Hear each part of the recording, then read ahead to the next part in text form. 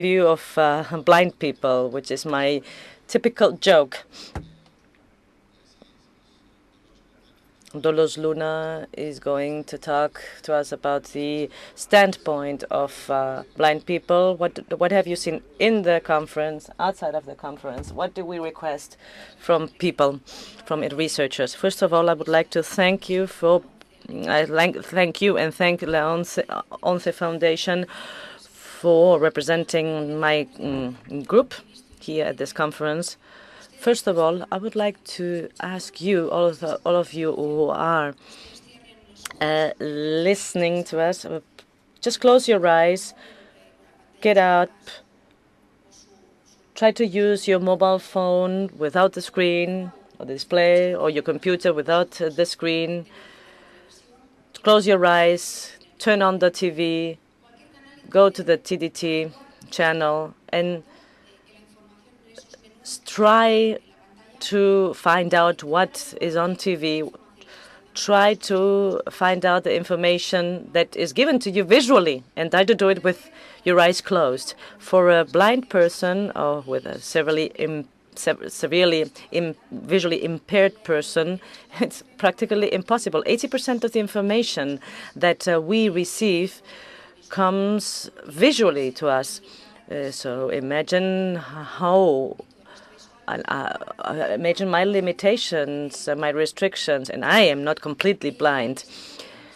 That information is critical. In this conference, I have seen proposals, very interesting proposals to make our life much easier, much more pleasant.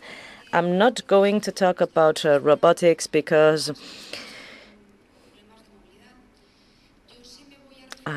it was much more focused on people with reduced mobility, but I will talk about domotics, the control of our lives and of our homes.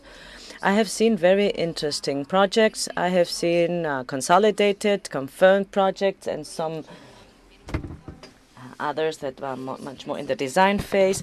But I would like to ask you for several things. I'm going to be very focused. These projects that enable me to control my home with one single device, all the aspects of my life. Most devices have tactile screens, and a visually impaired person cannot access the information that is on those tactile screens. If those screens had also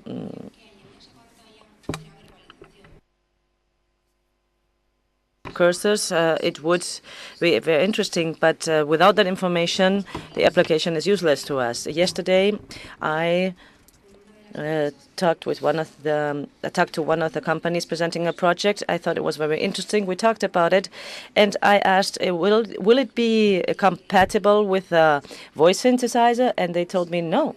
Well, I'm not going to be able to use that product in that case, although I find it very interesting on the other hand. Being able to control the devices remotely through the mobile phone also is very interesting. With the mobile phone or the PDA project, another project that seemed very interesting, particularly because in this case it contemplated and solved blind people's problems regarding domotic control through the TV. It is very intuitive. It works with icons.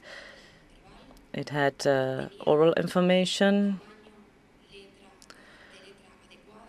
the proper contrast and font size for those people who have a functional visual capacity, residual capacity. It was functional also for the elderly. It was very safe for elderly to use as well. And that system ensured that a visually impaired person or a blind person could access the whole information. What else have I seen in this conference that I might be interested in?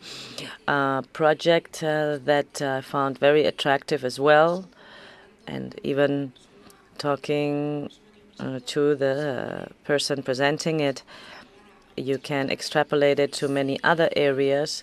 It's the project that was presented about ATM access. For a blind person, an ATM machine is a great problem, I assure you. If it's not adapted, it's not magnified, if that does not have a voice synthesizer, it's absolutely impossible for us to use it. If I can access through the mobile phone, through a voice synthesizer, to all the ATM information, being able to get money, to buy transportation cards, and so on, really helps us in our daily life. And particularly when I was told that it could be also used in vending machines and for transportation cards and many other services, well, it really opens the doors to a much greater independence.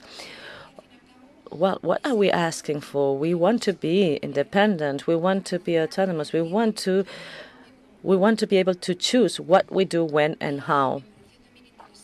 I also liked the project from the Alicante University.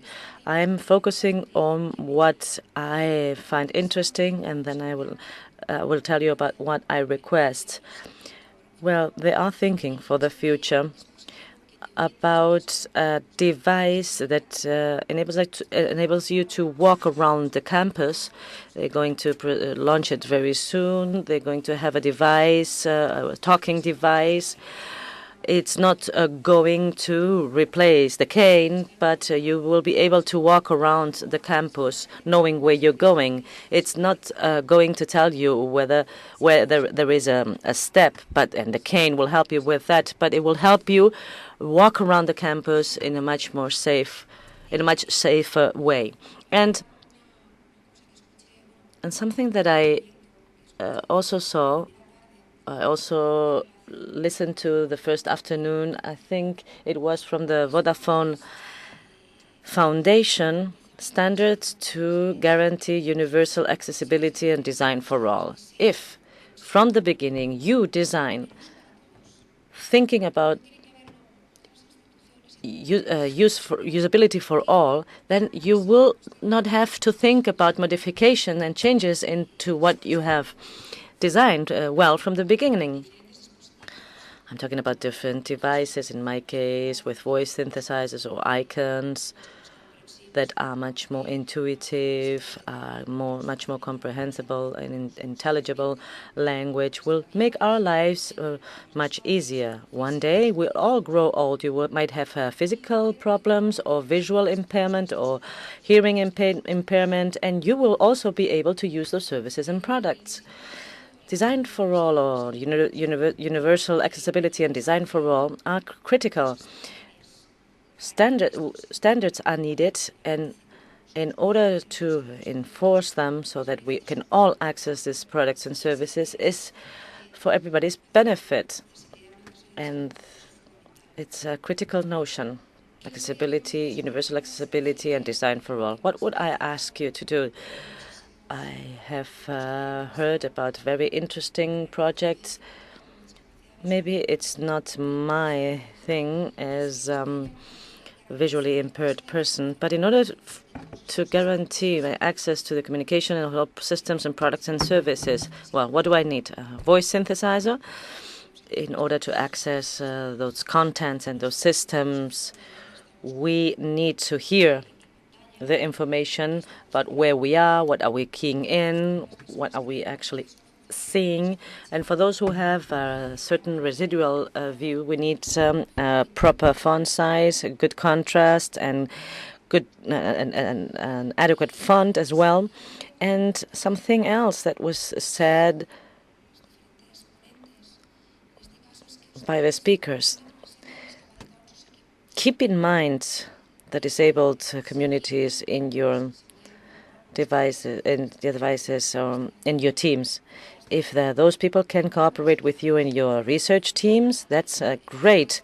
Or testing the devices. We are going to be the users. And I would also like to ask universities and research centers and institutes to take into account that future designs must keep in mind these concepts, universal accessibility and design for all. If they are trained from the beginning, well trained about these two notions, not that is compulsory subjects at university where it is really taught that design and aesthetics are not incompatible with universal accessibility and design for all.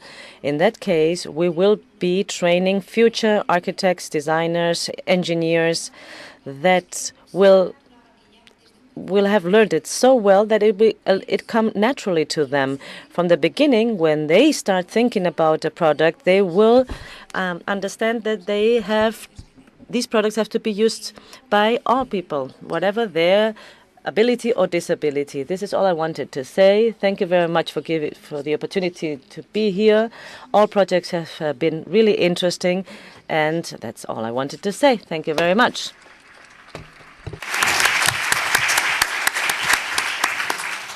Gracias, Dolores, y efectivamente añadiremos. Thank you, Dolores. Indeed, we will include your comments in the minutes of this meeting, which will be distributed to all of the attendants. As you can see here, the viewpoints of the different users with disabilities sometimes do not overlap. We all have our own needs, although it is true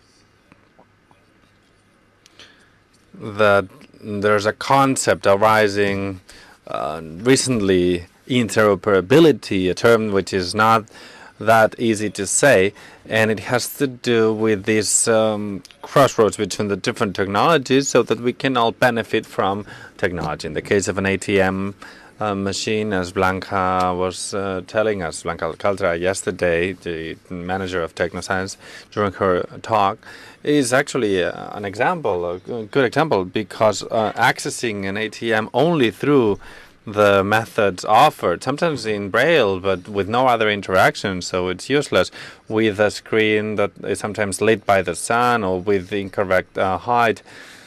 If we have a device in our own pocket, such as the cell phone or some other type of device, that would be a great example to show the type of different technologies that can be used, combined together for the better usage of, in this case, the ATM, to get cash or to buy the ticket. The interface doesn't really matter. There can be thousands of interfaces. We're speaking about life, and life is included in different boxes and fields. That's why it's important to bear them all together. Anyway, we are getting to the end of this roundtable, and we will proceed to the final session, to the closure of the event. We've done our best to have a successful conference.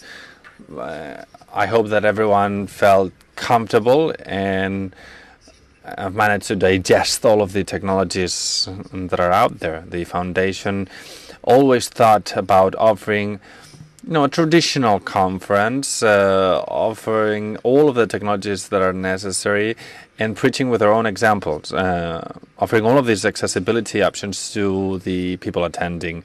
If this has been a success, it's because the people, the staff, Teresa Raiz, everyone working at this territorial delegation, they have indeed done their best to create a perfect conference. We can be prepared, but we need the stage to be set once we get here, and that was the case. And there are so many people out there